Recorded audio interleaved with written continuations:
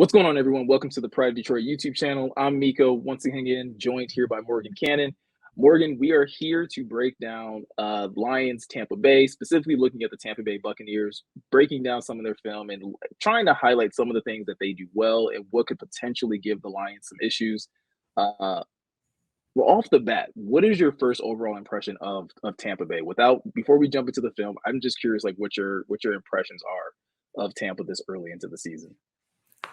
I mean, they've been opportunistic, right? They've made the most of the situations they've been in. They've won some close games. They got the doors blown off of them by Philly. I think that was Yeah. right before the bye. So yeah, we'll see. I feel like this is a big test for them. I mean, it's another test for the Lions. Don't get me wrong. I'm with Dan Campbell. Like, let's go week to week, but uh, yeah, this seems like a big test for Tampa. Like coming off the bye. Yeah, Another tough team in the NFC. And we'll see what happens. absolutely. And I kind of agree with you. I feel like this is a good test for both teams. Honestly, both teams only have one loss on the season. Lions coming into this game 4-1. Tampa's coming into this game 3-1. Obviously, like you said, coming off the bye. And I think both teams have something to prove here, right? Like which team is really, one of the top contenders in the NFC. Obviously, both of these teams are also sitting atop their division. So without further ado, we're going to jump into first and foremost focusing on the defensive side of the football because Morgan, that's the side that at least I'm most concerned about going into this matchup is this Tampa Bay defense. And I think with the first play that we're going to look at here, one of the players that I will specifically have my eye on, and I'm sure Dan Campbell does as well, is Antoine Winfield Jr. And watching this play, you guys are going to see exactly why he is such a menace. This was week one against the Minnesota Vikings, and just watch what he does on this play. He's at the top of the screen, next to the corner, and they're going to snap this ball, and he just instantly in the backfield. Yeah, Winfield Jr. is one of those players. Like Goff is going to have to be aware of where he's at pre-snap. He does a really good job here of hanging out deep enough and not looking like he's going to blitz. So when Kirk Cousins is doing his pre-snap count, like, okay, do I have enough protection in case there is a blitzer? And if there is a blitzer, who's like, where's it coming from and who's my hot receiver? So he has no idea, as you can see, that Winfield is going to blitz. And man, he plasters Kirk Cousins. It's a brutal one to take because I don't think Cousins saw it at all. Do you, Miko? No, he never once looks to his right. He is looking left all the way. And like you said, I don't think he knew there was a blitz coming because otherwise I think he would have known to get this ball out quicker, right? That he would have been looking for his hot read here because, like, hey, we're probably going to have a free blitzer coming on this right side. And yeah, zero recognition on his part. Yeah, you can see this is growth for Winfield too, because he was in that 2020 draft. I believe he was a second rounder. Watch the few steps he takes as soon as the ball's snapped, almost to sell it to Kirk Cousins one more time. Like, okay, buddy, you don't got to worry about me. I'm not going to blitz. You see it better up at this angle up here. So watch Winfield at the top there. And watch as soon as the ball snapped, he takes two steps towards Justin Jefferson as if he's going to go over there and bracket Jefferson, but then nope, he turns the Jets on and gets a good lick on Kirk Cousins. And Morgan, like this is something that when I was going through some of the tape of Tampa, they do this a lot with Antoine Winfield, right? They love to use him in run support. They love to send him on blitzes because he's physical, right? He's very athletic. He's physical at the point of attack, and he's not afraid to kind of like they say in football, right? Put his nose in there and really get in the mix when it comes down to some of these tougher plays and making plays in the backfield. Yeah, he's complete safety, right? Like he can cover. He can run with pass catchers. He's big enough to, throw his weight around with tight ends. And then he can do things like this around the line of scrimmage and in the backfield. So, yeah, it's going to be on Jared Goff to be aware of where he is pre-snap. It's going to be on the running backs being willing to step in there and get a block on him if he is coming on a blitz and they pick it up. So, yeah, that's going to be a team effort. And that's on, yeah. It's impressive that Winfield can sell it because Kirk Cousins, wasn't born yesterday. He's been in the NFL a long time now. So impressive play from Yeah, Winfield. yeah, absolutely. And so, like you said, it's something that Jared Goff is going to have his eye on when it comes down to, again, I think this was also on a third down. So again, those third and long situations, like expect pressure and understand that it can come from anywhere because this Tampa Bay defense, which we'll get to a little bit later, is I feel like is well stacked and on every level. Much like the Lions, where maybe you don't have a star at every level, but you have a number of good players at every level. Yeah, I mean, they have difference makers, right? They got on every level of the defense, defensive line. They have their veteran linebackers in Devin White, Levante David, and this is a good play here from one of their difference makers, Shaq Barrett on the edge. Yeah, actually, no, that's we're actually gonna get to that play next. But this play right Oh, here, I was actually gonna say is more so highlighting again their depth, right? Of oh, along their that run defensive stuffers. line. Yeah, Yeah, yeah. because we know when it comes to the defensive line, right? The name that typically gets thrown around a lot is Vita Vea, right? When it comes down to like, hey, if Vita Vea isn't in the game, the likelihood of you running up the middle isn't very high. Well, the Bucks went out and added some other talent to this interior defensive line, and it's still just as difficult to run against these guys. Yeah, good point, Miko. No Vita Vea in for this rep, who's one of the better nose tackles in the game right now. But you do have Kalijah Cansey lined up over the center, and he just does a good job of getting that 65 on his hip, and he just, like you said earlier, just mucks up the hole, and there's not really anywhere for the ball carrier to go. It's going to be tough to run against them, despite I think they're only 21st in run defense DVOA. Yeah, and I think, Jeremy and Ryan actually got a chance to talk to Scott Reynolds over at Pewter Report, doing a podcast where doing the first Bite podcast where they were able to talk about that. And he believes like a lot of those numbers are kind of skewed because of the Eagles game, because obviously the Eagles put up numbers on this defense. But then you check out all the other opponents, and they do a good job of keeping those run offenses in check for the most part. Yeah, and that would make sense, right? Because like we talked about, they have the personnel to be good against the run. So it makes sense that Philadelphia is an anomaly because let's face it, their offensive line is one of the few in the NFL that I would take over the Lions. It's definitely the best in the NFL in my opinion. So they're running the football on everybody. Yeah, and I think again, one of the things that I really am impressed with how Tampa stops the run specifically is that they typically do it with three down linemen. So that they don't require four guys on the line. They typically do it with three, and they have a lot of trust in their linebackers and their safeties and their corners to be able to help in run support. Now, there's also examples of this that we probably won't get to in this video, but like if you go through and you watch some of their plays and some of their games, you can't get them as well, right? There's sometimes their over aggressiveness can be their downfall.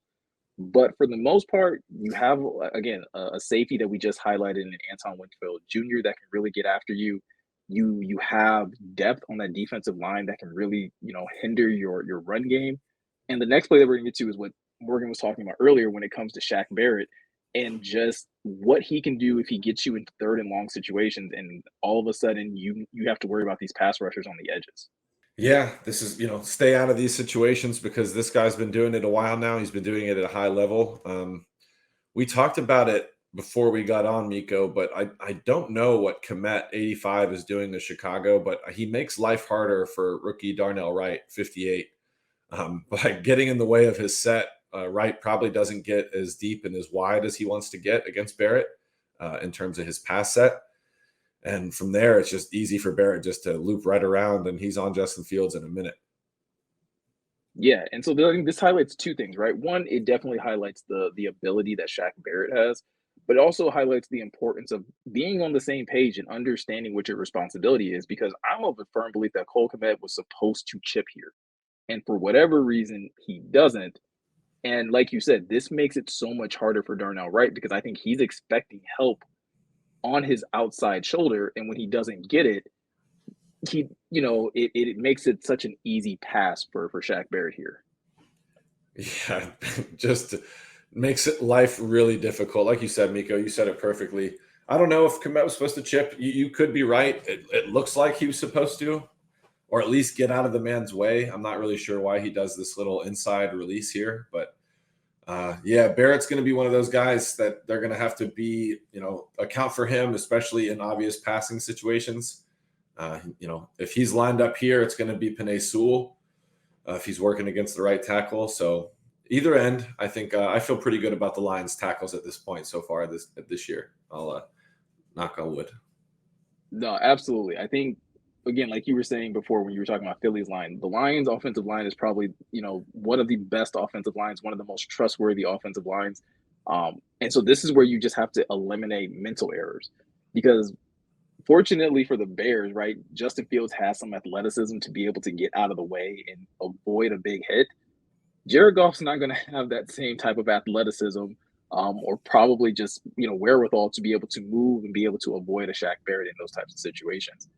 But like I said, this is a Tampa defense, Morgan, that I am a little concerned about. There are, we talked about Shaq Barrett, we talked about Antoine Winfield, we talked about Vita Vea, even though we didn't get to see a play from him specifically. But I would encourage people go back and watch that Minnesota game. There's a first and two that he absolutely blows up single-handedly. And then you talk about two of their better linebackers, which again we didn't highlight here, but Devin White and help Levante me out with David. the other Levante David are two of their better linebackers that again do everything for them. They're good in coverage, they're good stopping the run. If you're not, again, if this team isn't on their P's and Q's, if they're not able to execute, this defense can really get after you in a hurry. Yeah, then if they do come at the Lions offense with blitzes, it's going to be on Goff, right? Like certain quarterbacks can deal with blitzes with their legs. They can evade a free runner and find somebody that's open. For Jared Goff, for quarterbacks like Jared Goff, they have to deal with blitzes pre-snap. So that that's on Frank Ragnow, getting them in the right protection. That's on Goff IDing the mic and making sure the line has their counts right and everybody's accounted for. So like you said, Miko, communication, keep your quarterback clean, get the ball out on time. And I think the Lions should be able to move the ball against this defense, despite they've been playing well. Just Lions offense has been clicking at a crazy rate. Absolutely. And so speaking of the offenses or the Lions offense, we also got to talk about Tampa's offense, right? Which has found some success under Baker Mayfield that I'm going to be completely honest, I didn't exactly expect. So we're going to take a quick break and then we're going to come back and kind of talk about the offense and some of the things that they're doing well on that side of the ball. All right, Morgan. So here we are looking at Tampa's offense. Now, obviously, if we're going to talk about the offense or any offense, we always got to start with the quarterback. Here we're going to see Baker Mayfield, and like I said earlier, he's playing better than I thought he would, and I think this play is a good example of that, of him just showing good poise, good command, and a good rapport with his receivers. He's going to throw this nice little, I think it's a nice little out route to Chris Godwin here. Yeah, this is good timing. He's throwing with anticipation, and it shows that he has good rapport with Godwin. It's basically a stop route. So Mayfield knows where Godwin needs to get to. Godwin knows his landmark, and it's just all timing, like you said, Miko. And it's an easy way to pick up. They pick up 15 odd yards here. Yeah, right. And so, I mean, again, if you're going to give Tampa these types of cushions, right, like the Bears are giving them a good amount of cushion and coverage, obviously because you don't want to get beat deep, they'll just run these little stop routes and these little comeback routes on you, because they have two good receivers that can do that. Yeah, Godwin and Mike Evans have been doing this together for quite a while now. Mayfield's playing well. It's a smaller sample size. They're 3-1. They're obviously, like we said earlier, they're coming off their bye, so it'll be interesting to see if he can sustain this. He was once, thought to be a franchise guy, and he's kind of turned into a journeyman really quickly here. He's bounced around to a couple different teams, and yeah, Yeah, I think I heard it on NFL Network where they were like he's bounced around to three teams within one calendar year, which is insane. Oh yeah, they're right though, because yep. So checks out. So I'm sure he wants to play well. He's motivated. We know he can play. Like once he gets in a rhythm, if things are kept clean for him, he can do things like this. But we'll see what happens here on Sunday afternoon.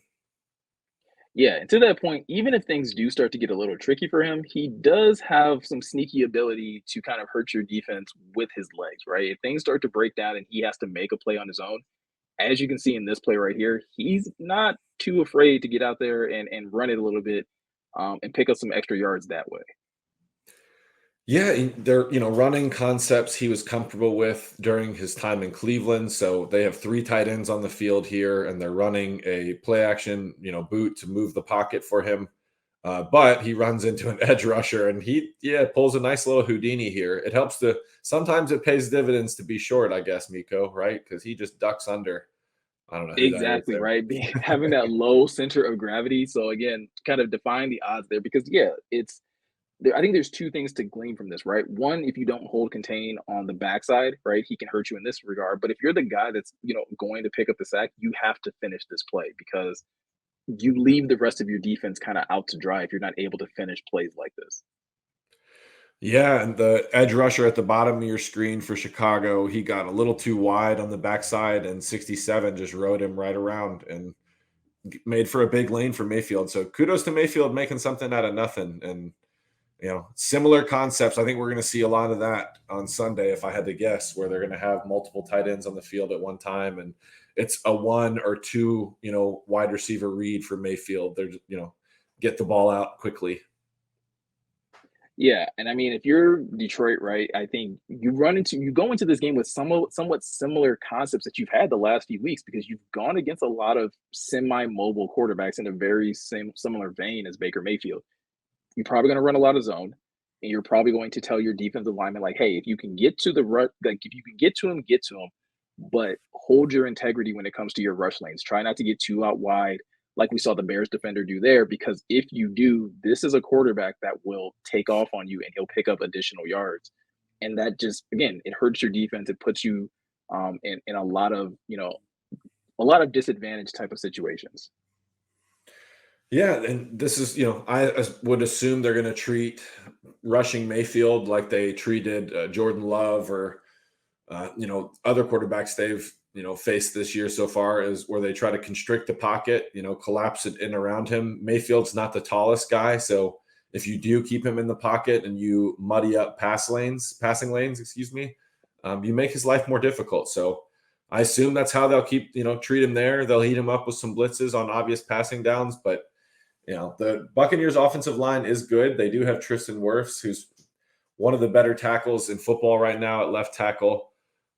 So it'll be a test for the Lions front again. Can they keep up this hot streak they have here recently of getting after quarterbacks?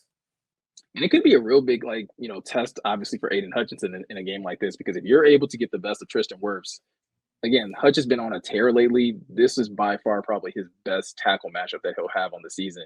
Um, outside of whatever the hell was happening in Kansas City, where dudes were allowed to line up, 10 yards in the backfield.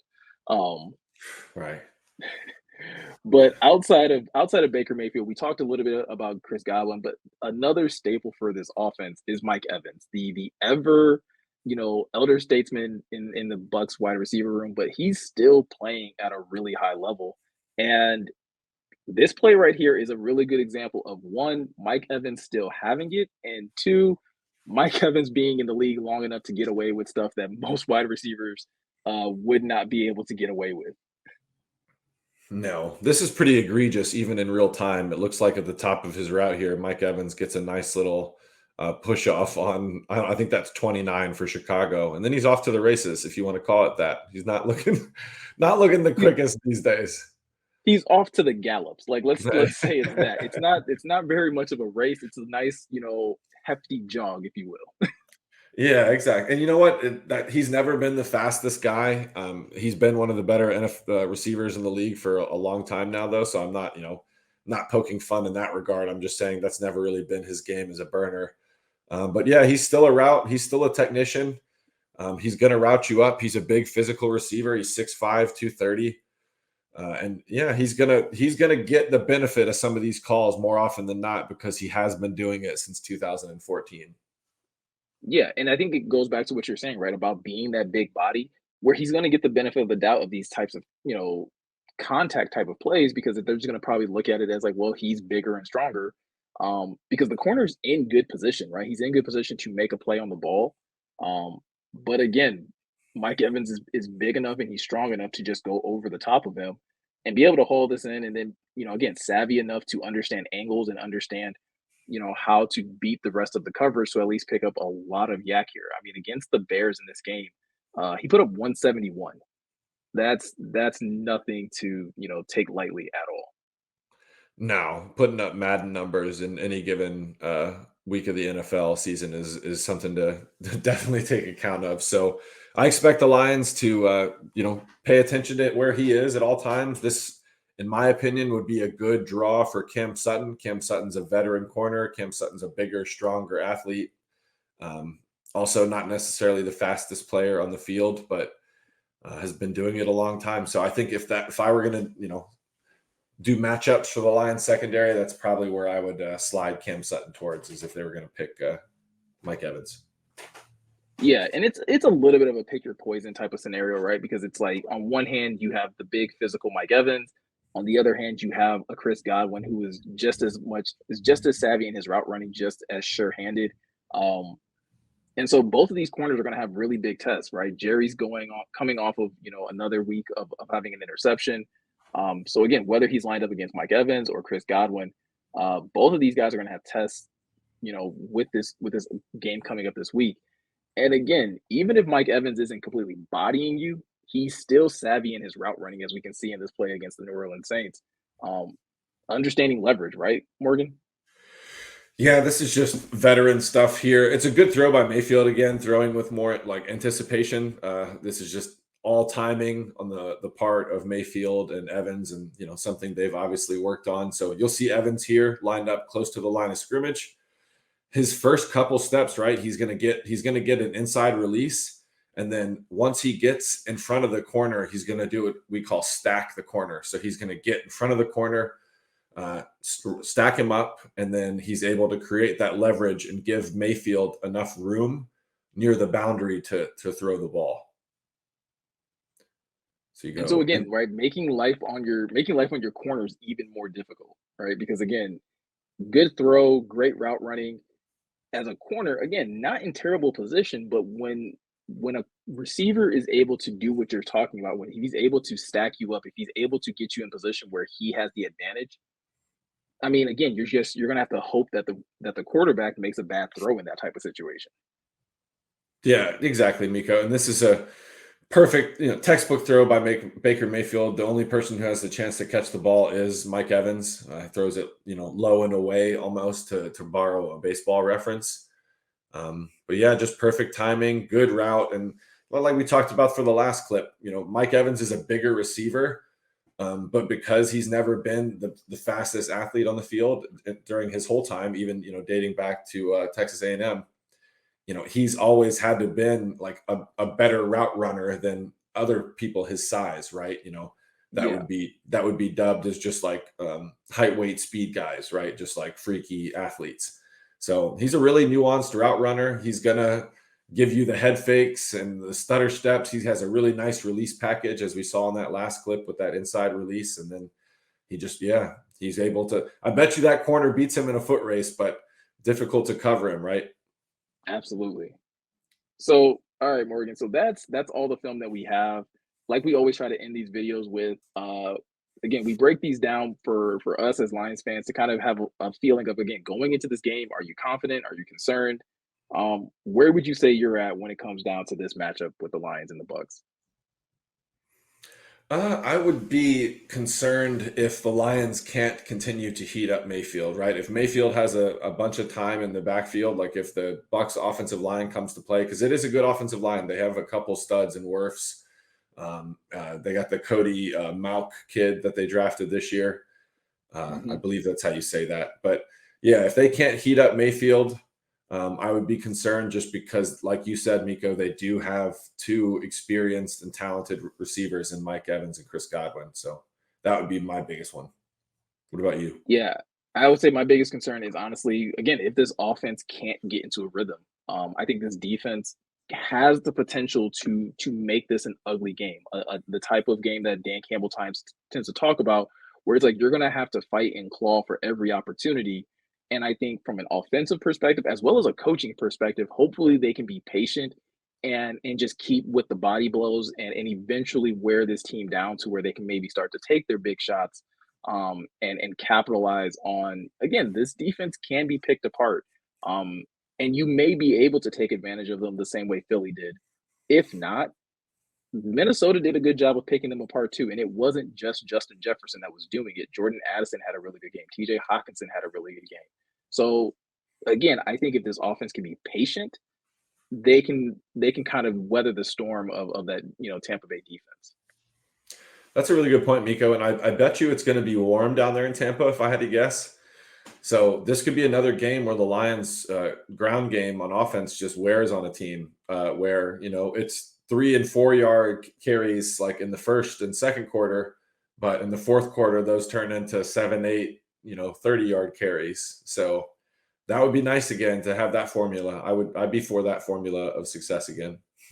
Yeah, so I would honestly say this is probably the first game that the Lions have had on their schedule where I am a little concerned, just because of the matchup, and it's really, I do think they'll be able to get after Baker Mayfield, but this defense I do think could have that type of effect where again turnovers can be the biggest equalizer of any game, and they can really quickly flip a game on its head. Obviously, we saw that with Seattle. Where I don't think Seattle was that much better than the Lions, but they got the turnovers and they got the turnovers to turn into points. If you give Tampa those opportunities, like I said, I think you allow them to hang around a little too long. Good point, Miko. Yeah, I would take care of the football always. I mean, that could be a point we highlight every week if we wanted to, but that's a good, yeah. Don't give Tampa Bay any short fields and try to limit extra possessions. I think if you do that, I think the Lions are talented enough to go into Tampa and keep this win streak alive. Absolutely. So, guys, that's going to do it for this week's film study. Let us know in the comment section below. Again, are you confident? Are you concerned? What are some of the biggest concerns you have? I'm sure there's plenty of things that people are concerned about. Obviously, the Lions are dealing with injuries. There's a number of things that we can point out, but I want to hear from you guys. We want to hear from you in the comment section. So definitely let us know. Also, if you're looking for any more coverage from the Lions as they're getting ready for this game, or any just news on the Detroit Lions, always make sure that you're heading over to prideofdetroit.com where you can get all of your latest news over there. And like always, this channel is continuing to grow. We want to be able to continue to bring you guys amazing content. So share this channel with other people. Subscribe if you're new. We're on our way to a new, milestone. We've already hit the 10K milestone. We're on to the next one. And we appreciate everybody that's been on this journey with us. So like always, I'm Miko. He's Morgan. Thank you guys for taking the time to hang out with us. And we'll catch you in the next one.